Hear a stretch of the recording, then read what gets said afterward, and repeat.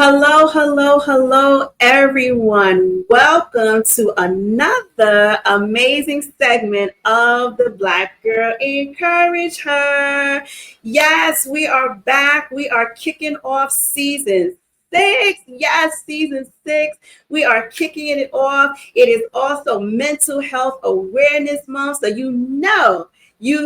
we had to bring the so tonight I've got a special guest. Listen, you are not going to be no stranger to this person. You know them, you love them, you've seen them time and time again. And of course, they are special to me. So without further ado, please, everyone, welcome my brother, Lee Hodge.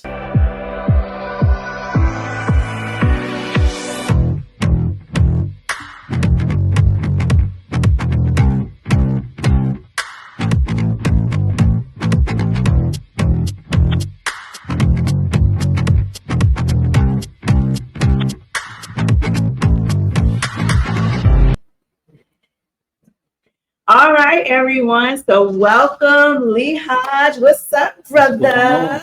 Back again. Back again. So listen, you guys are already familiar with my brother, but Lee, just in case we got any new viewers on the line, introduce yourself to the people, please. How you doing, people? I'm Lee Hodge. I'm a mindfulness counselor. I specialize in mindfulness and meditation. I'm just here to spread some information to help people out. All right. So let's dive into it. So we are back with the Black Girl Encourage Her. And this is actually our special kicking off into season 6. And listen, what better person to bring on than my brother, because he's got a new project. Oh, yeah. And we love when people have new projects. So Lee, tell us what on earth you have been working on. Yeah, book number 4. Number four, Walking Through the Fire. Yeah. Walking Through the Fire. Mindfulness and crisis and conflict. All right, so let's dive into it. Let's talk about it. Cool. First of all, where did the title Walking Through the Fire, where did that come about? Just a lot of people around me just going through all kinds of crises, conflicts, issues.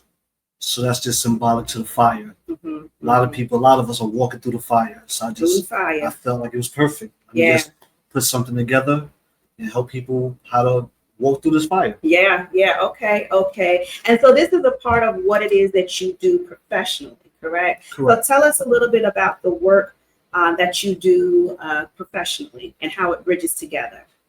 Cool. So inside my work, I de-escalate crisis situations. Mm-hmm. Patients who are going through issues, staff call me. I'm the one who will just kind of like get them to kind of calm down. Okay. So that's kind of what I do. Outside of work, I help people with also calming down and helping people with mindfulness and climbing through a lot of the issues that people have. People come to me with all sorts of issues, from, upset with children, upset with their spouse, going through just, you name it. People come to me. Midlife crisis. I've helped people going through midlife crisis and things like that. So absolutely. Yeah. So now I think the last time when you were on, it was our mental health edition. We were doing the men's mental health, right, and you talked about anger. Now, for those of you who didn't watch that, you got to go back. It's not that far. You can go back and you can check it out. But you were talking about anger. So the fact that you are now seen as the professional, the go-to person for individuals who are having a crisis, having these mental kind of breaks, and you're the one that now comes in and de-escalates. That wasn't always your story, right? You were the one who was on the other side with the anger, with the intense emotions. So like, recap us a little bit about Lee back. Let's go maybe like 16, 17, 18-year-old Lee. Let's talk about him for a second. Yeah.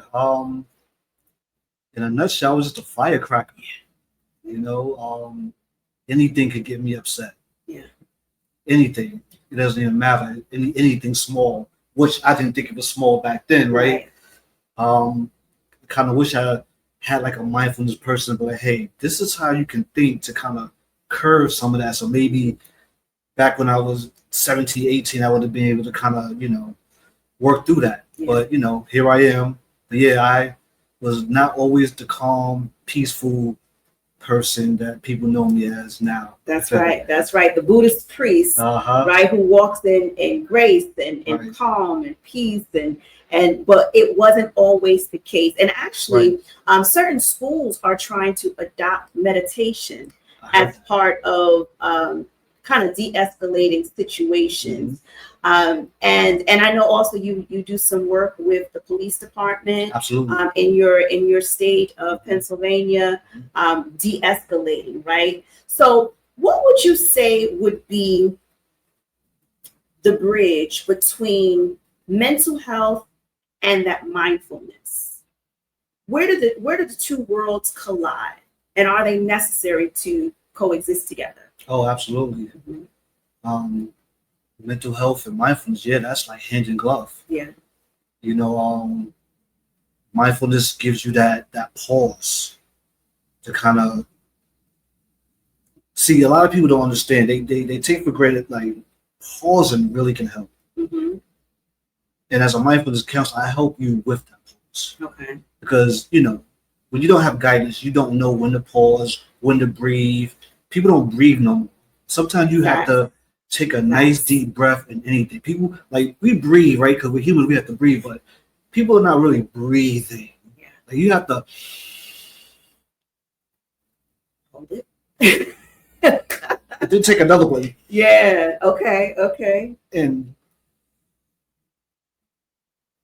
now in the middle of an argument or something, some people may look at you like, "What are you doing?" But it's not about what it looks like. You are trying to help yourself. Yeah. So you don't say anything that you can't take back. Because sorry is nice, but sometimes you could say sorry and it's just not gonna cut it. So change behavior. Right. So So mindfulness helps you put that little bridge in the middle so you can be like, okay, there it is. Now I can go over it. And so these tactics that you teach, right? You're teaching these tactics. These are things that you suggest to people before the full-blown fire. Kind of like in nursing, we always say like where there's smoke, there's fire. So if you see smoke, chances are it's going to progress, especially if you don't respond to it. So it's about responding to it while it's just smoke.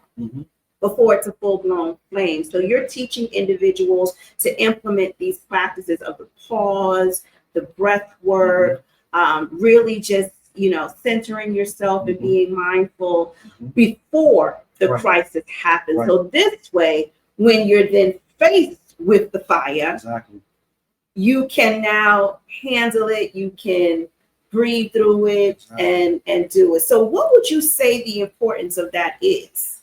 Well, for example, in my line of work, I try to encourage staff to get out, talk to the patients, get to know them. Because what happens is when you get to know them, it's easier to de-escalate situations. Okay. Yes. Because you build that rapport. Yes. I can't tell you how many times I built so much of a rapport with a patient that when they're quote unquote acting out and staff call me, I don't even have to do no de-escalation because I have the rapport. Yeah. I could just go, dude, what we doing? Yeah. And they'll be like, and they just start spilling their guts. So I love it. It's because that rapport. Other people, they don't have the rapport. You try to go talk to them, they're still, but yelling, screaming. But when you have a rapport, it's like, it's Lee, so all right, I'll talk to you. So it's important to just, that's dealing with the smoke before it becomes fire. Right. And a lot of that comes from, in my opinion, my professional, I'll give it as my professional opinion, it comes from not being heard. right? When people feel like they're not being heard, they're not being seen, that can cause the ignition. Like that causes the flame to immediately erupt, right? Because now you feel like you're on the defense. Now you got to plead your case. Now you're in this different zone. And then reality flies out the window, and now it's all about what I'm going to say, what I'm going to do, how I'm going to behave. Do I need to raise my voice? Do I need to start swinging and throwing stuff around? Because you weren't hearing me before, but once I start throwing stuff, now you hear me. I hear that so many times. Right. Like now I'm asking you for something. I'm asking calmly, and you just kind of bypassing me. Right. But when I start wilding out, when I take it from 0 to 100, quick, fast, now I got everybody's attention. Now all the big wigs is coming through trying to, figure out what they can do to help me, right? And so that's like a natural response that people have. It's that wild out mode. Yeah, it's not just healthcare; it's just in regular everywhere, life. Everywhere. Well, you're not listening to me. Let me raise my voice. But with the line of work that you do with the crisis prevention intervention. You are teaching people life skills to be able to use before you get into that situation. So how can you use your words to articulate your needs? Because there is a way to articulate your needs without having to beat your chest, without having to assert your authority, without having to name drop and do all of this other extra stuff, right? There is a way. And that comes with some nice, good mindfulness counseling. Yeah, absolutely. I have to say that mindfulness, even though it may seem like, like this new age, like, oh my God, what are they talking about? It's a woo-woo. Like, what is that? What is that? Oh, first of all, it is biblical, right? Like you can find it biblically, so we can go there. But it is about renewing your mind. It's about changing your mind. And actually in the Bible, I believe it's in Revelations where it talks about repentance. And repentance is not just saying, oops, my bad. Right. Did I do that? Like, my bad. No. It's more than that. It's about a changed mind. It's about taking off the old mind and putting on the new mind. So you're putting on the new mind of Christ and you're taking off the old mind. So if the old mind says, oh, if I'm not getting my way, let me beat my chest. Let me raise my voice. Let me start throwing things. Let me start acting a fool. Let me start throwing my behind. Let me start doing all of this extra stuff. That's the old mind. The new mind says, okay, I wanted to write a whole passage. I wanted to tell you off. I wanted to use every curse word that I know. And the new mind says, that's not conducive. That's actually counterproductive. It's actually going to bring me back to where I used to be. And I don't like to feel that. I don't want to go back there. Like I want to stay in my new mind. So mindfulness is about training people how to utilize their mind to work for them rather than against them. And I'll tell you another thing too. Once you practice mindfulness and really embrace it, after a while, it's no longer a job. Yes. It's just your practice. You will have this practice automatically. It's not something you're trying to do. Right. It's neuroplasticity. Okay. A little fancy, right? So, and I think we spoke about this one time in one of our shows where we talked about the shore. Yeah. Sometimes you don't even realize it once you get there. Yeah. Because it doesn't hurt the transformation. I know a lot of times when people this is a part of who they are. I'm the type that somebody does this, I go off. I do this because they attach to that ego.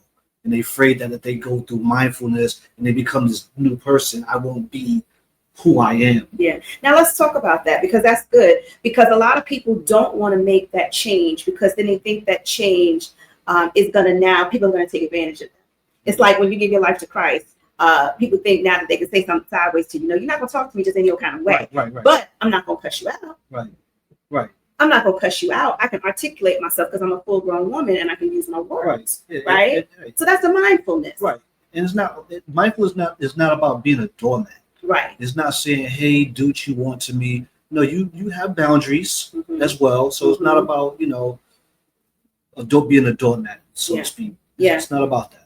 And it's not that it even changes you. Like I said, people are scared of the transformation. Like it hurts. Oh my God, I can morph into this new being. It's not even like that. It's more about just being a better version of yourself. Like the next best version of yourself. Exactly. And just, learning how to just navigate through things much better than we've been doing. Yeah. That's all. Yeah. I'm a big advocate of mindfulness. It has tremendously affected my life, Right. being more mindful. Like I enjoy moments.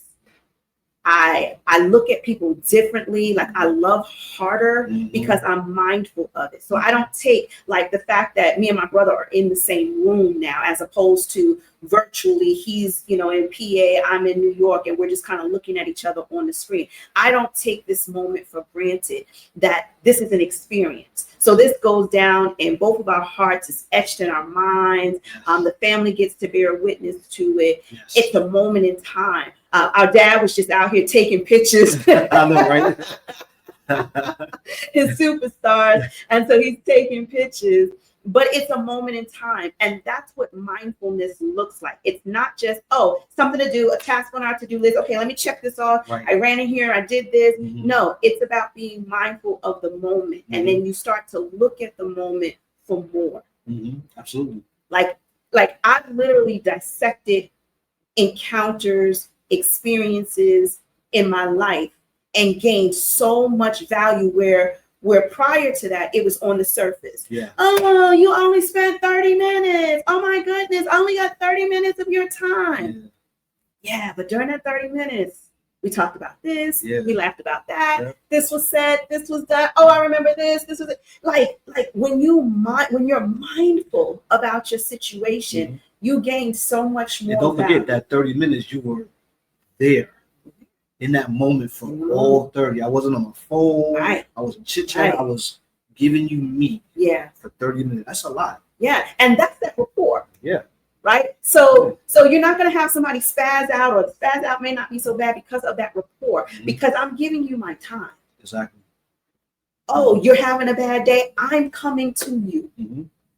I'm not sending you a fancy email. I'm not sending somebody else to do it. You're having a bad day. You're having a problem, and I show up. Right. Yep. That's a lot. That's a lot. That's mindfulness. And that can definitely de-escalate. Oh, absolutely. It does. Trauma. Yeah. Because trauma is probably the one of the bigger fire starters. People not dealing with their past traumas. And like I said, pain is inevitable. Suffering is optional. Yeah. And that's actually in the book, and there's a second portion to that I actually love. So suffering is the story we tell ourselves about the pain. Yes. Suffering is the story we tell ourselves about the pain. So break it down for us. With that, it's like, I'll give you an example. Someone shot you in the arm with a bow and arrow, and the front part of the bow and arrow, or even the end of it, is the color blue. So we know the arrow hurts. It's in your arm, it's hurting. But then now you say, why would someone shoot? Oh my goodness, why is this wood so thick? Oh man, the end of the arrow is red. I don't even like red. I can't stand red. And so it's this story that's causing you to suffer. It's the story.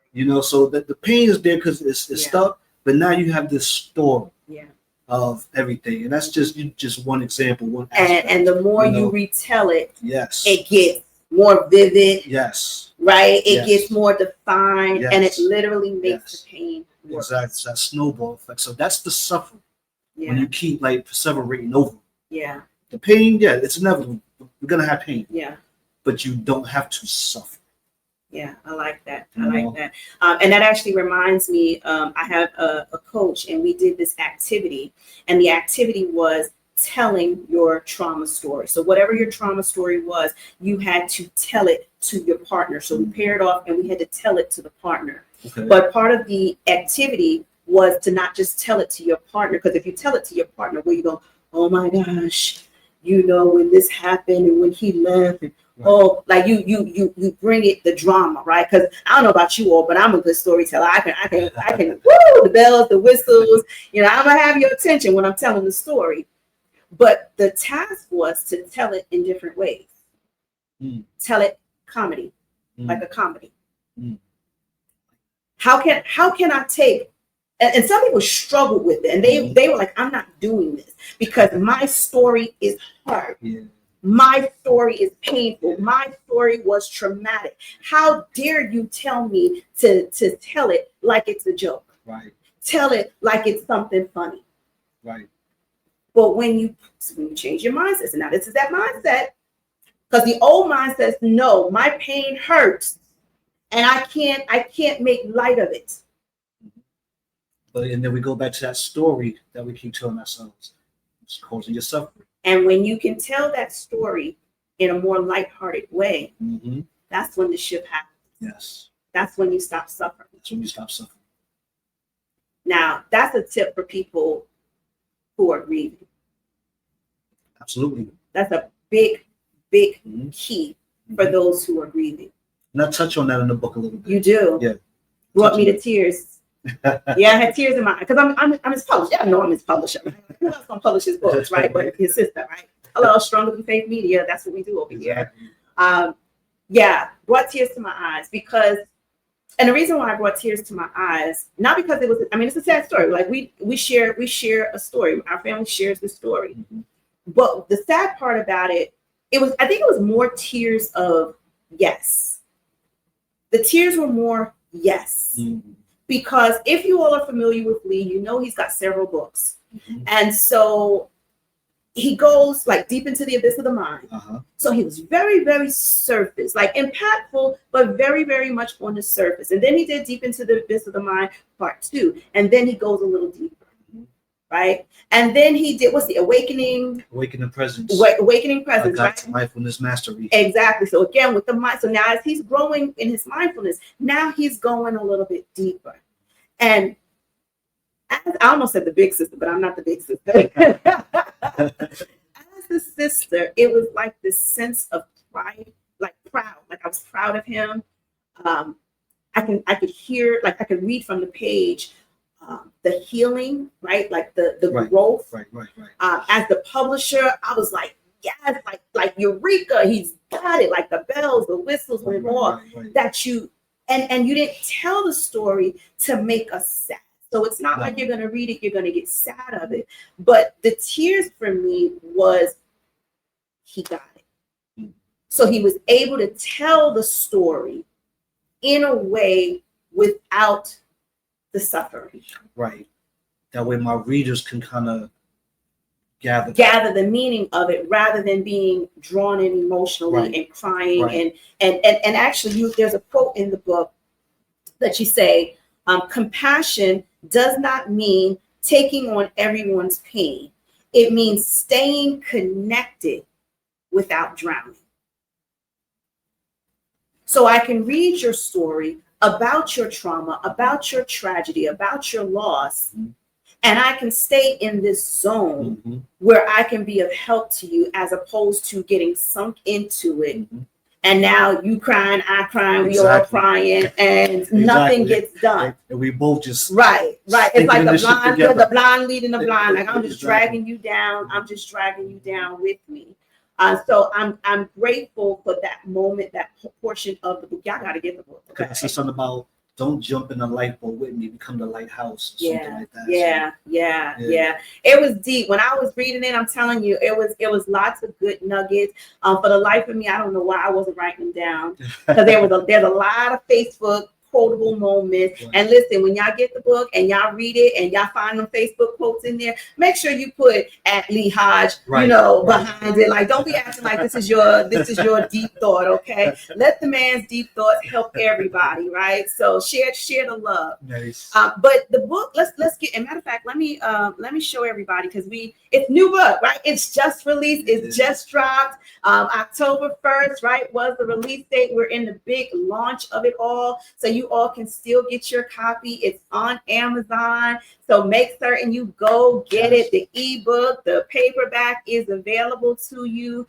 You're going to be well pleased with this version of this book, like, because it is deeper. Like, he didn't call it deep into the abyss of the mind, part 4, but it is definitely deeper, and it's a helping tool.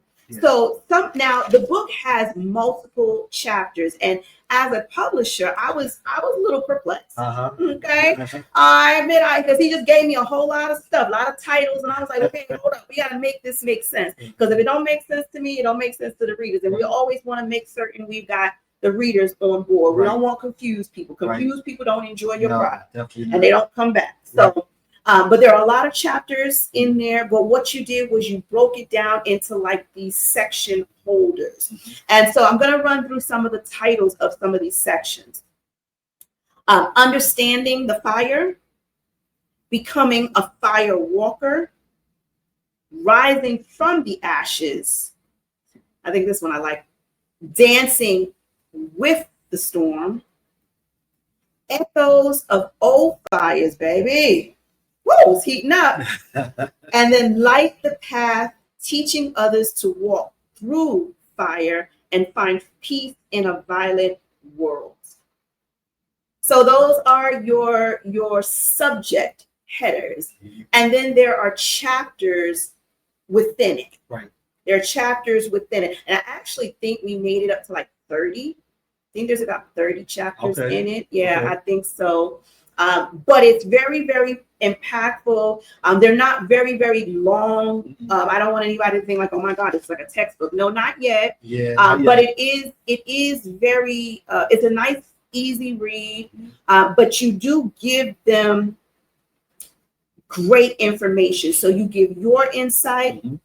And then you give the science. Come on, somebody, because somebody always want to debate something. Somebody always wants to challenge your thoughts, your ideas. Well, my ideas are my ideas, and he's titling my insight. Yep. I gave the spiritual aspect as well as the science. The science, the evidence-based practice. So can't you listen? Right. So he's not just saying this because it felt good to him, but there is science that backs this up. Right. And so you give some really, really good insight, and you're breaking this down. What do you want people to gain from reading this book, Walking Through Fire?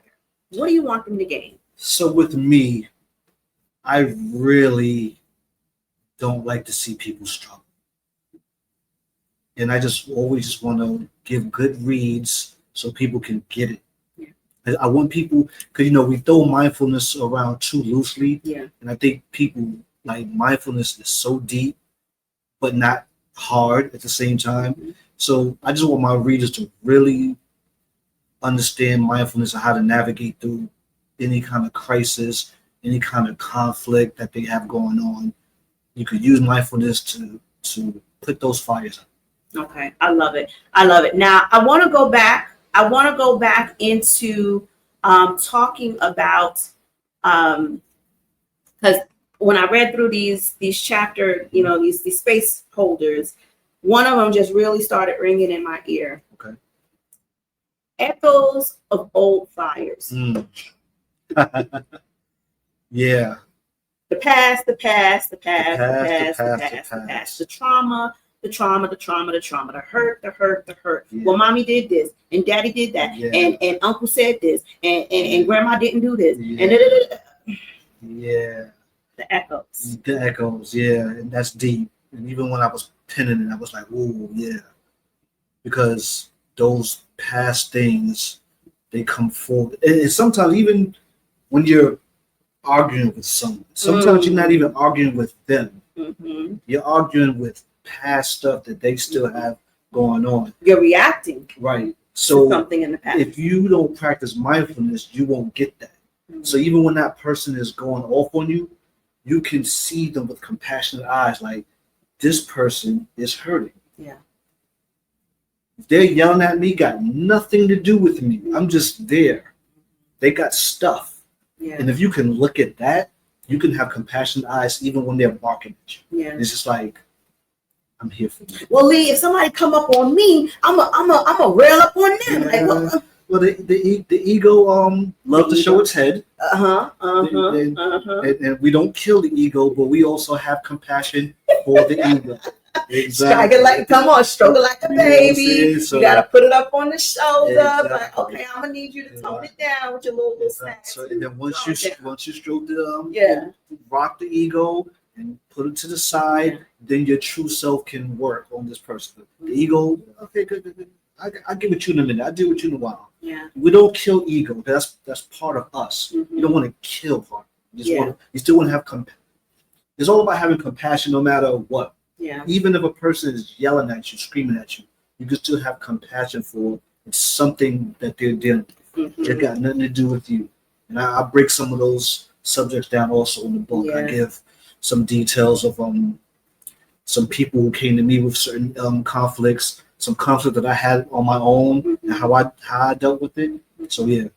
So would you suggest? So what would your advice be to someone? They're trying to get into this whole mindfulness thing, right? Because they think it's like a state of mind or something that they got a city they got to move to or something like that, right? So they're trying to get into this mindfulness state, but they don't want to confront the issue. So their tactic is to run, to hide, to bury themselves in their work, and just not fan the flame. Mm-hmm. Would you recommend someone, like, what would your advice be to someone? Is avoidance okay, or you got to get to the fire in order to put it out? Like, which way would you send somebody? When you're ready, mm-hmm. you need to go ahead and tackle what's going on. Yeah. Burying yourself in work, said issue is still there. Yeah. Drinking alcohol, doing drugs. Because you can literally die from smoke inhalation. Right. So those issues are still there. So it's still smoke. Right. Right. It's still smoke. And just because you haven't gotten close enough to it, you can't even see that it's fire. I've had people who came to me for mindfulness counseling and then pulled back like, I'm sorry, I don't think I'm ready yet. That's fine. You have my number. You know. How can somebody get ready for this? Because I think it's an inevitable thing, and I think more people need these types of training because the world would be a nice, happier place. Right. You know, world peace would be here if everyone went through some type of mindfulness training. So, see, the thing is, as much as I have compassion and want to help people, we won't be able to help everybody because everybody's just not ready. When they're ready, we be there for them. But to say, come on, you need to come on and change your mind, I can help you. Unfortunately, we can't save everybody. You know. So is there anything somebody can do, like somebody who's listening to this conversation now and we really got their attention? Is there something that people can do to prepare for this walk through the fire? Prepare to walk through the fire.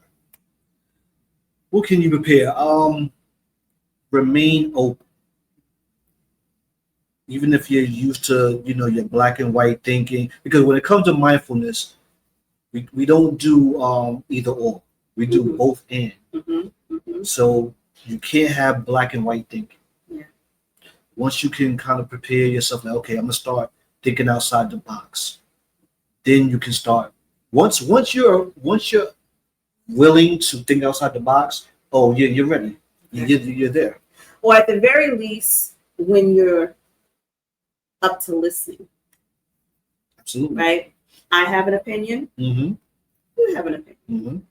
Those two opinions may not be the same. Right. And that's okay. Can I hear your take without getting angry, without getting upset, without, blocking you, like, can I be an adult?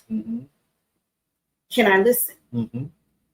Deep listening, yep. Right. And then you go the next step. So after you listen, did you hear them? What did they say? It's a difference, right? Yep. What did they say? Can you repeat it back? Right. That way I can know that you are listening. Yeah. And then is there a way to bring us to a common ground? Through mindfulness, absolutely. Can we get the foundation of it? Can we, because oftentimes, and we've noticed this when people get into religious, when they start talking religion and they start debating. Oh, this one is better, and why are you this? Yes. See, I'm not up for the debate.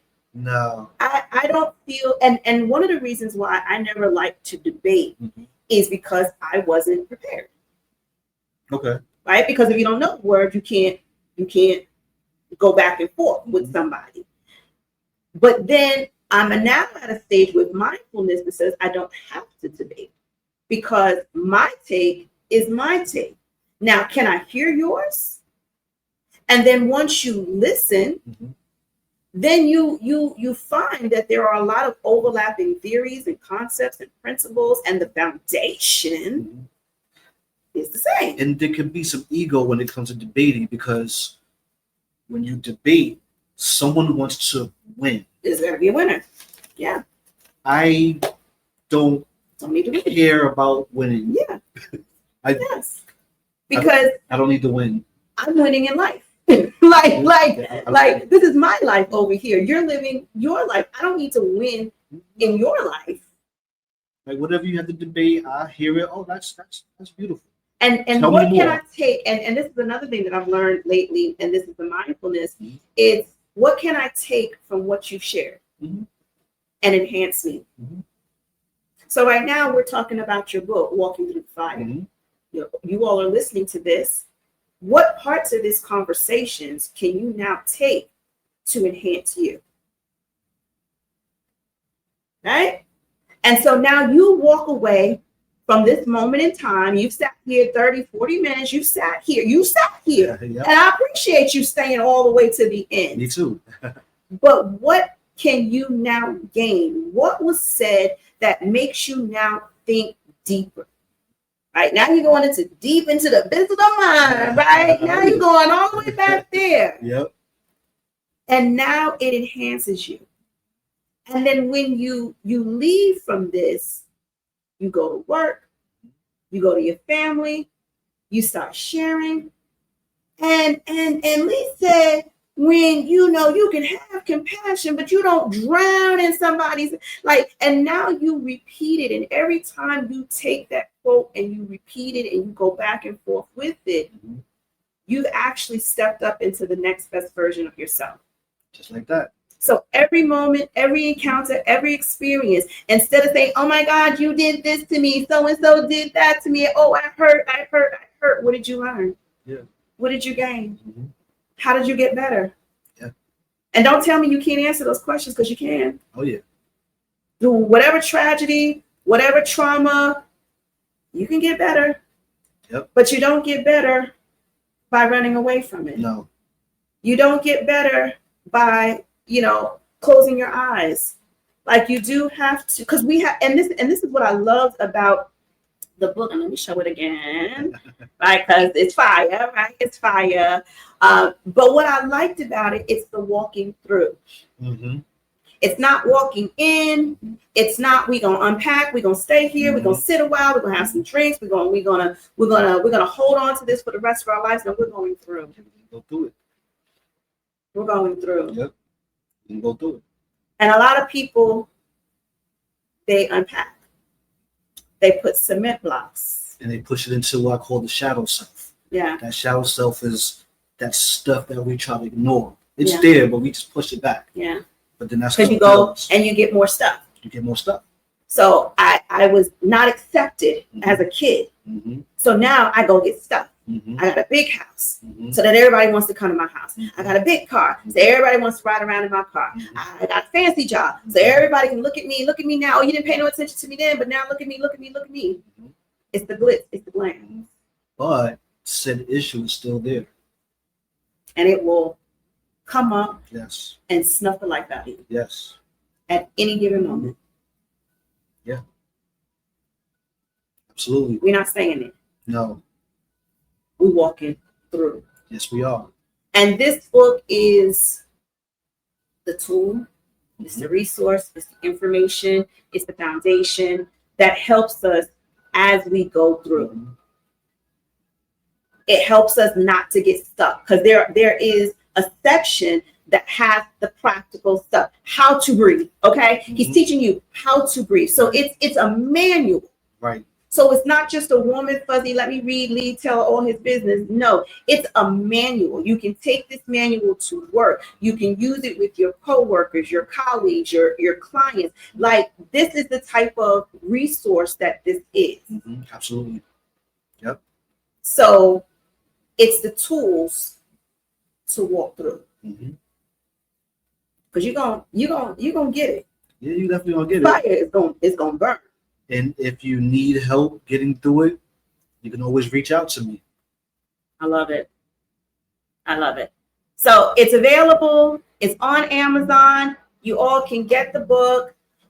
Lee, you're on social media. Let me get your social media handles going. Okay. You all know where he's at. Follow him. Get the information. DM him and tell Lee you need an autograph copy. Say, I got mine from Amazon. It's good. Thank you. Got it in 2 days. But now I need a John Hancock on this thing. So I need you to sign this. Gotcha. So we definitely got to get, some meet and greets or something where the people can come, they can get this information, they can get their book signed. And definitely, if you feel like you want a autograph copy, hit them up in the DMs, and then y'all can work something out to get this book, because we want people to get this book in their hands. Definitely do. It definitely helps. Yeah. Trust me. So in case you were asleep, in case you were under a rock and you didn't know what we were talking about, we were talking about Lee's new book. He's up to book 4. Come on, somebody. Sean, he's tying you, girl. He's tying you. Lee is up to 4, right? And I've been flown around with my books. Y'all gonna mess around and catch up with me and pass me.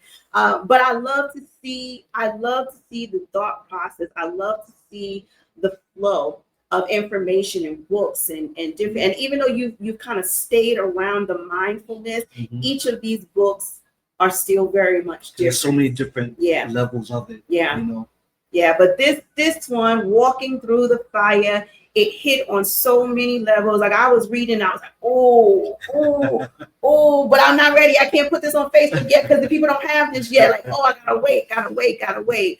So I cannot wait. The book is out now. You can get the book now. It's on Amazon. Everybody who saw the post and said they was going, the time is now. Go to Amazon and get this new book. I promise you, you're going to be blessed by it. And matter of fact, and this is one of the things I always tell people, don't just get one. Don't just get one. Get 2. Because there's somebody, when you're reading this book, there's somebody I'm like, oh, they need this. And you can't have mine because I've already highlighted and made little notes and stuff. Right. So I don't need you reading my notes and you sounding like me. Right. No, what I need you to do is just get another copy and be a blessing to somebody else. Yes. Right? Because it's going to be inevitable. You're going to be reading. It's like, oh my God, so-and-so needs to hear this. And just bless them. Because if you wait for them to go purchase it themselves, they're not going to get it. Yep. Christmas is coming up. Yes.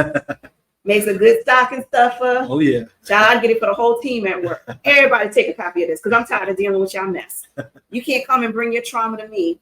I need you to get your life together, right? And Lee can help you. I can't help you, but Lee can help you, right? Absolutely. So get the book, Walking Through the Fire. We've got Lee's social media handles going. He's on Facebook, Lee Hodge.